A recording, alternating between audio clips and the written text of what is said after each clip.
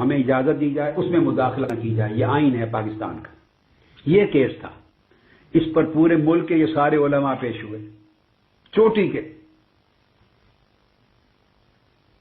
جب یہ پیش ہوئے، پوری سماعت ہو چکی، تو میں اللہ کو گواہ بنا کر بتا رہا ہوں، لا الہ الا اللہ محمد رسول اللہ، یہ سارے شکست کھا گئے۔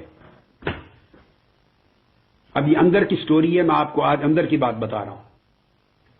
اور قادیانیوں کی اپیل کو خارج نہیں کروا سکے اور اپنی تضحیق کروا لی۔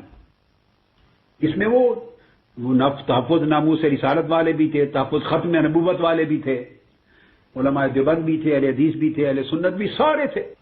عدالت کے جو سوال تھے جو قادیانیوں نے اٹھائے تھے، ان میں سے کسی ایک کا بھی جواب نہیں دے سکے۔ جو عالم صاحب جاتا عدالت میں تو وہ اس کے دعوی نبوت کا قصہ چھیڑ کے بیٹھ جاتا، اس نے دعوی نبوت کیا، لا نبی بعدی، خاتم النبیین، جو دعوی نبوت کرے وہ کافر مرتد ہے اور لہذا یہ مسلمان نہیں ہے۔ وہ عدالت کہے بھئی یہ مسئلہ زیر بحث نہیں ہے،